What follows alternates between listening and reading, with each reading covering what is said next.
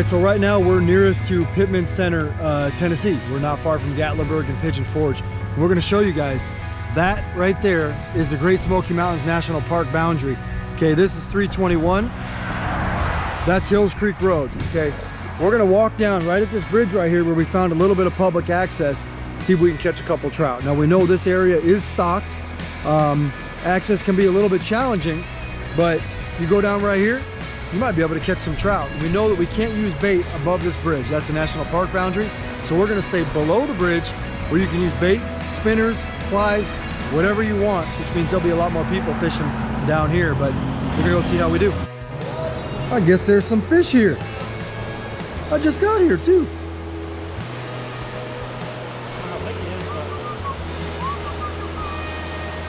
It's like a rainbow. He's a fighter. Not too bad.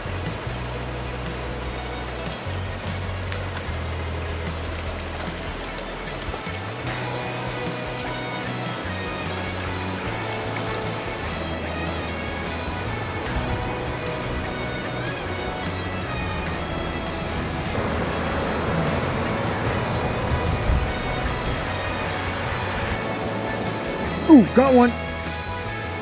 Fluffed him. Look at that. You got one too? I guess there's some fish down here. Hey Fluff, I don't really want to get fishy. You want to take a hand on this one? You put them both in the net. Alright.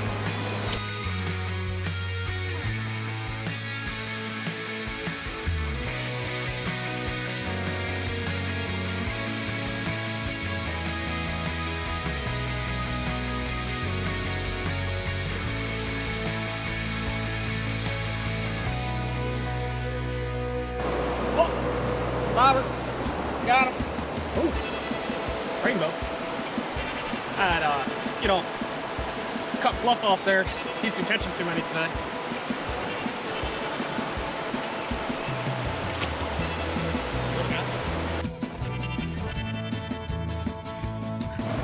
All right, well, down here float fishing a little bit. They are just hammering these gold labels, you know, size 12 egg hook. I've been putting 2 on the hook, and as you can see, jar's getting empty, man. I tell you what, they've just been gobbling these up. So we're gonna take 1, put on the hook, slide it up a little bit, and I grab another one. Same thing, just put it on the hook, slide them up. I mean, it's been instant. Watch this, bobber down's about to be in about 30 seconds.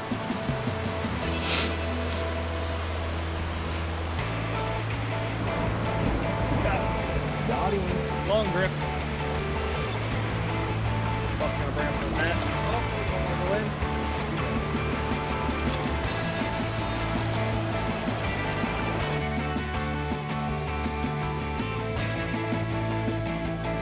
Got that trout. Got him finally. I didn't want to stand up. I don't like standing up.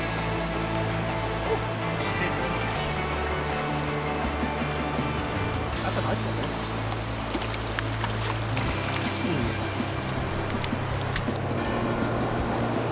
I hope this isn't another creek jug. No, so if it is, we might have to stay. Oh no, it's a trout. Oh. This might be the best one today. Got color. Ready, Fluff? Yep. Come on over. You're making a good net name today.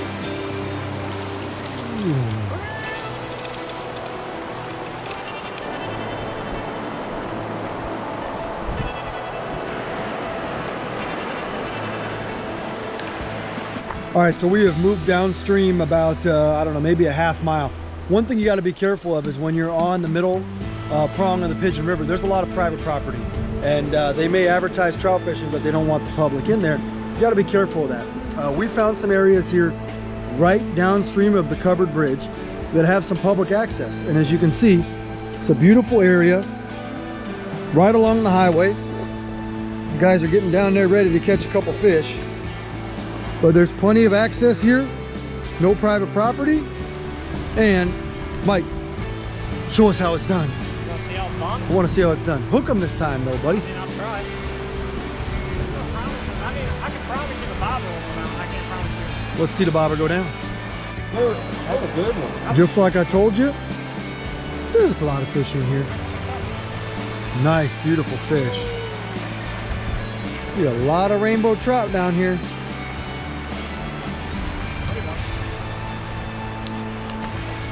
I promise you the bobber goes. I can't promise you he's gonna have a bite. Bring him over here. Oh, my fish! I wade out here in this freezing water. We're shaking. It is freezing. Freezing to death. It is freezing. If I have feet when I get out of the water, I'm gonna be surprised.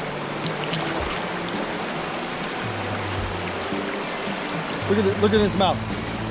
Orange deluxe, baby. Whammy. I see it from here. This afternoon's episode of Pautzke Outdoors comes to you from East Tennessee, where we've spent an entire week trout fishing and filming in different locations across the eastern part of the state. Now today, we're on the Little Pigeon River. As a matter of fact, we're on the middle branch of the Little Pigeon River. So we're about, I would say about an hour from Knoxville, half hour from Pigeon Forge and Gatlinburg. You know, and it's one of those places that doesn't get as much pressure as, say, the West Prong, which flows through Gatlinburg and Pigeon Forge. Reason being, there's not as many tourist areas around here. So because of that, a lot of private property comes through here. Unless you're a local, you may not know where the public access points are. Fortunately, we went online. We went into TWRA's website and we basically looked for the dots. They show you exactly where they stock. We came to those places today and did a little bit of trout fishing. Now, we used 3 different baits today. We started off with Pautzke pink shrimp salmon eggs, and as soon as the fish got conditioned to those, we do what we always do. We switched, went over to Gold Label, and used a little orange deluxe. Every one of these fish bit one of these 3 baits today. Now, as you can see, we caught mostly rainbows. Matter of fact, we caught only rainbows. Most of them were about 10 to 12 inches. Caught a couple, maybe 13 to 14 inches, but nothing larger than that.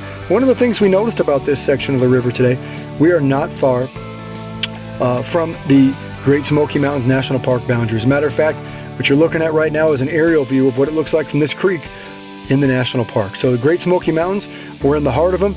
The park is just upstream, and when the park is upstream, you can't use any bait up there. However, down here, you'll see many more anglers because the rules are open to use anything. We saw guys using flies down here. We saw people using spinners and spoons, and we saw us using salmon eggs and fireballs. It was a pretty amazing short hour and a half when we caught and released 2 limits of trout in that short period of time, all in 3 different locations just downstream of the national park boundary here on the middle fork of the Little Pigeon River, I should say. Now this gets stocked anytime from February all the way through July. Reason being, it's coming out of the park, it's cool, it's cold, it can support trout longer than some of the other local trout streams in the area. Because of that, it receives numbers of upwards of 10,000 rainbow trout a year. So, because there's less pressure and there's a ton of fish still, it makes it a great candidate for you to come up here and enjoy trout fishing during the spring, late winter, early summer. Matter of fact, when they stop stocking, there's still trout here.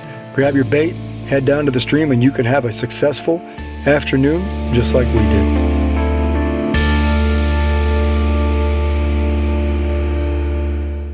Pautzke products are available at sporting goods stores near you. If you can't find the specific color, size that you want, make sure to go to Pautzke.com.